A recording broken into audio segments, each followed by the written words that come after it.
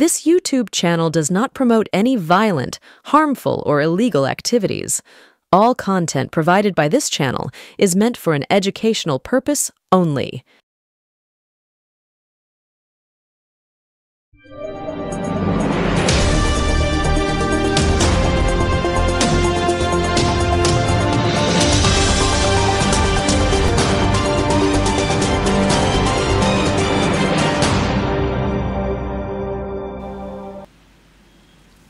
নমস্কার, শুভ সন্ধ্যা। শুরু করলাম বিশ্বজোড়া বাঙালির আওয়াজ এনকে ডিজিটালের সপ্তাহের প্রথম দিনের অনুষ্ঠান এক্স ফ্যাক্টর। আমি আপনাদেরকে কয়েকটা কথা আগেই বলে নিই।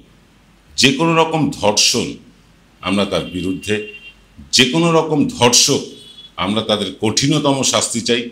তারপরেও দু একটা কথা বলতে হয়। দেখুন, এই দেশে প্রত্যেক 16 মিনিটে একটা করে ধর্ষণ হয়। পৃথিবীর সংখ্যা যদি দেখেন সেটা আরও বেশি, সারা পৃথিবীতে সংখ্যাটা আরও বেশি।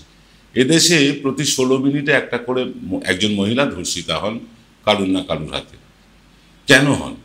ধর্ষণের পেছনে কারণটা কি? ধর্ষণে কি কোনো রাজনীতি আছে? ধর্ষণের পেছনে কোনো কি উদ্দেশ্য থাকে? ধর্ষণ কি অনেক সময় স্বেচ্ছায় হয়? এইসব অনেক প্রশ্ন জানি। আমি একজন মনোবিদের সাথে কথা বলছিলাম, তার সাথে কথা হচ্ছিল যে ধর্ষণটা কেন হয়। ধর্ষণ হচ্ছে নারীদের অবদমিত করে রাখা, দমন করে রাখার একটা প্রক্রিয়া। কোনো নারীর ওপর কোনো পুরুষের যদি আক্রোশ থাকে, বা কোনো নারীর পরিবারের ওপর যদি কোনো পুরুষের আক্রোশ থাকে, তখন সেই নারীরা ধর্ষিত হন অনেক সময়। এবং ধর্ষিত হওয়ার কারণ হচ্ছে একটাই, যে তাকে তার মুখ বন্ধ করে দেওয়া, তাকে সামাজিকভাবে ছোট করা। এইটা কিন্তু প্রক্রিয়াটা দীর্ঘদিন ধরে চলে আসছে, এটা নতুন সমস্যা না। ধর্ষণ কিন্তু সারা দেশে, সারা রাজ্যে হচ্ছে, প্রতি 16 মিনিটে একটা করে হচ্ছে। অনেক খবর আমরা পাই, অনেক খবর পাই না। এই যে 16 মিনিটে একটা ধর্ষণের কথা বললাম, এটা রেকর্ড হয়, পুলিশের রিপোর্ট হয়। কিন্তু পুলিশের রিপোর্ট হয় না, এটা যদি ধরেন দেখা যাবে প্রতি 16 মিনিটে হয়তো 4টে করে ধর্ষণ হচ্ছে। অনেকে মুখ বন্ধ করে থাকেন, লোক লজ্জার ভয়ে প্রতিবাদ করেন না।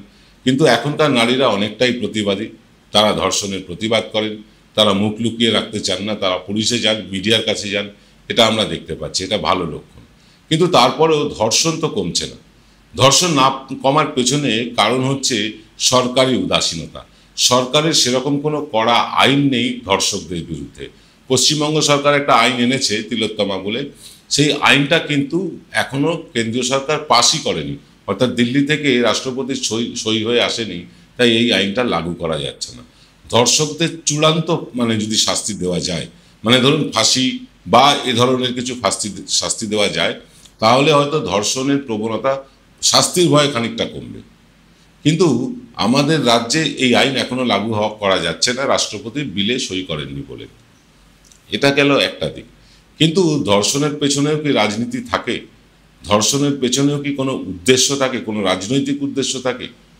দেখুন, আমরা দেখেছি এখনকার মহিলারা সাহসী পোশাক পরে রিলস বানাচ্ছেন রাস্তাঘাটে, সেটা ঘরের মধ্যে না, রাস্তাঘাটে বসে রিলস বানাচ্ছেন, ইত্যাদি ইত্যাদি আমরা দেখছি। মহিলারা এখন অনেক সাহসী, অনেকেই সাহসী পোশাক পরে রাস্তাঘাটে বেরোচ্ছেন।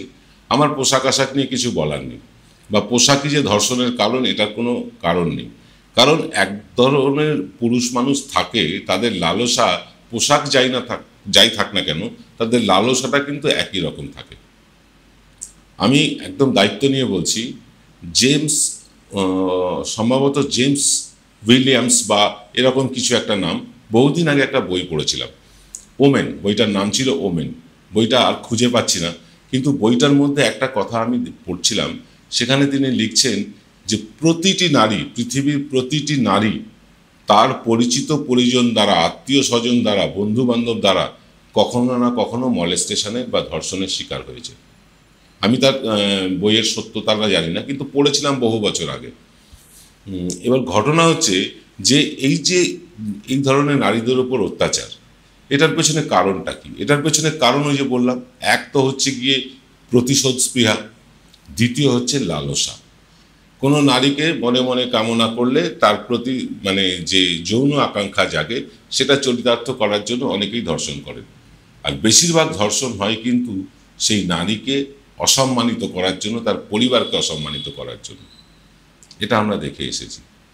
তারপরে কিছু মানুষ থাকেন, যেমন আর.জি. কর কাণ্ডে একজন মদ্যপ সে ভেতরে ঢুকে ধর্ষণ করলো, সেই যাকে ধর্ষণ করলো সেই ডাক্তারের প্রতি তার কি মানসিকতা ছিল, এগুলো মানবিক বিকার ছাড়া কিছু না। সাধারণ মানুষ দেখবেন, আমি আপনি যারা রোজ সকালবেলা বাজারের ব্যাগ নিয়ে যাই, আমাদের মধ্যে ধর্ষণ স্পৃহাটা নেই। কেন নেই? কারণ হচ্ছে আমরা সেভাবে প্রতিপালিত হয়েছি, আমাদের প্রতিপালনটা সেভাবে করা হয়েছে, আমাদের শিক্ষা দেওয়া হয়েছে নারীকে সম্মান করতে শেখো, নারীকে ভালোবাসতে শেখো, নারীকে স্নেহ করতে শেখো, এইগুলোই আমাদেরকে শেখানো হয়েছে। সেখান থেকে নারীদের প্রতি একটা সম্ভ্রম আমাদের জাগে। সেই সম্ভ্রমটা হয়তো গোবলীয় অঞ্চলে অনেকটা কম, সেখানে নারীকে পণ্য হিসেবে দেখা হয়, নারী ভোগের বস্তু হিসেবে দেখা হয়। কিন্তু পশ্চিমবাংলায় সেটা নয়, পশ্চিমবাংলার ক্ষেত্রটা আলাদা। পশ্চিমবাংলায় কিন্তু বেশিরভাগ ক্ষেত্রেই যে ধর্ষকদের নাম উঠে আসে, তারা হয় প্রান্তিক শ্রেণীর, আর না হয় অন্য রাজ্য থেকে এসে তারা এ রাজ্যে বসবাস করছেন, এখানে একটা ধর্ষণ কালচার তৈরি করছেন। আর মিডিয়ারও আছে, একটা কোথাও ধর্ষণ হলেই সেটা নিয়ে রেড়ে করে নেমে পড়ছেন, তারা রাজ্য সরকারকে দোষ দিচ্ছেন। এসব হচ্ছে, এগুলো চলুক, রাজ্য সরকারকে নিশ্চয়ই দায়ী করতে হবে, কারণ ধর্ষণ বন্ধ করার জন্য রাজ্য সরকারকেই উদ্যোগ নিতে হবে। কিন্তু ম্যান টু ম্যান পুলিশ তো আর লাগানো যায় না, প্রতি নারীর পেছনে একজন পুলিশকে তো লাগিয়ে দেওয়া যায় না। তাই ধর্ষণ কোথাও কোথাও হয়, কোথাও কোথাও ইচ্ছা ধরুন স্বইচ্ছায় স্বেচ্ছায় কেউ হয়তো তাদের মধ্যে যৌন সম্পর্ক হলো, তারপরে বলিবনা হলো না, তখন বলে দেওয়া হচ্ছে ধর্ষণ হয়েছে। এরকমও হয়। বহু ক্ষেত্রে মিথ্যে ধর্ষণের অভিযোগ করা হয়। বহু এরকম কেস দেখা গেছে যে ধর্ষণের অভিযোগ করা হয়েছে, পরবর্তীকালে দেখা গেছে ধর্ষণটা আদৌ হয়নি। আমি আইআইএম জোকার কথা বলছি। আইআইএম জোকায় যে ঘটনাটি ঘটলো, সে ঘটনাটি আপনাদের একটু বিস্তারিত বলে নিই, তারপরে আসবো আসল কথা। আইআইএম জোকায় একটি বয়েজ ক্যাম্পাস আছে, সেখানে একজন মনোবিদ তিনি গেলেন একজন রুগীর চিকিৎসা করতে, এবং সেখানে গিয়ে তিনি নাকি ধর্ষণ হলেন। নাকি এই কথা বলছি কেন, তার বাবা ধর্ষিতা, তথাকথিত ধর্ষিতার বাবা, তিনি বলছেন যে না, তার মেয়ের সাথে কিছুই হয়নি, অথচ মেয়েটি বলছে তার সাথে ধর্ষণ হয়েছে। এইখানে হয়েছে একটা কনফিউশন, কে সত্যি বলছে, বাবা সত্যি বলছেন না মেয়েটি সত্যি বলছেন? যে মেয়েটি সত্যি বলছেন বলে ধরে নেওয়া হচ্ছে, সে মেয়েটি বলছেন আমি সংজ্ঞাহীন হয়েছিলাম। তো সংজ্ঞাহীন হয়ে থাকলে তার সাথে ধর্ষণ হয়েছে তিনি, এটা কি করে তিনি বুঝলেন? ডাক্তারি পরীক্ষা নিরীক্ষায় নিশ্চয়ই বোঝা যাবে।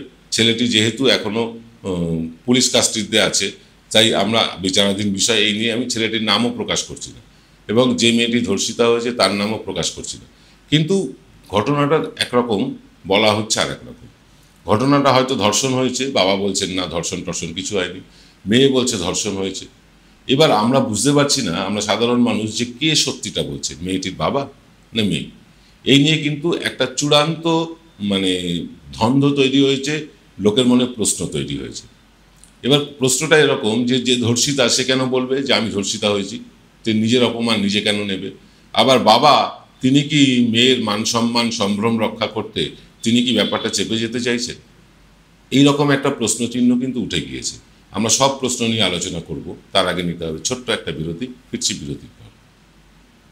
Found Kolkata's first ever sweet shop serving so unique items like Dab Malai Curry, Motichur Truffle, Gajor Borfi, Dab Kalakand, and I had to try them. শুধু তাই নয়, শক্তিগড়ের ল্যাংচা, বর্ধমানের সীতাভোগ, মালদার পোস্তকদম, বহরমপুরের ছানা বড়া, এগুলো সবকিছু খেতে হলে আর এত দূরে যেতে হবে না। সুন্দরিনী ন্যাচারালসে পেয়ে যাবে পশ্চিমবঙ্গের বিখ্যাত 10টা জেলার মিষ্টি all under the same roof.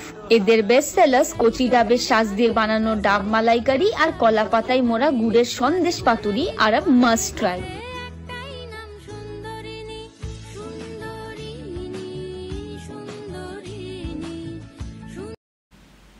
Film বিরতির পর আপনারা দেখছেন বিশ্বজোড়া বাঙালির আওয়াজ, এনকে ডিজিটালের সান্ধ্য সম্প্রচার এক্স ফ্যাক্টর। দেখুন, কসবা ল কলেজের ধর্ষণ, কসবা ল কলেজের ধর্ষণ হলো, তারপরে আইআইএম জোকায় ধর্ষণ হলো। যদিও আইআইএম জোকা সেন্ট্রাল গভর্নমেন্টের আন্ডারে, সেখানে নিরাপত্তা দেওয়ার কথা সেন্ট্রাল গভর্নমেন্টেরই, যাকে সেটা আলাদা। ধর্ষণ তো ধর্ষণই হয়। আপনাদের মনে থাকবে, যখন 2011 সালে মমতা বন্দ্যোপাধ্যায় প্রথম ক্ষমতায় এলেন, তখন এরকম একটা ধর্ষণ নিয়ে গেল রব হলো। পার্ক স্ট্রিট, কামদুনি ইত্যাদি নিয়ে নানা হইচই হলো। বলা হলো এই সরকার আসার পর ধর্ষণ বেড়ে গিয়েছে। পরিসংখ্যান যেটা বলছে যে ধর্ষণ বাম আমলেও কম হয়নি, এই আমলেও কম হচ্ছে না। অর্থাৎ ধর্ষণের যে প্রবণতা সেটা কিন্তু ধর্ষকদের মধ্যে রয়েই যাচ্ছে।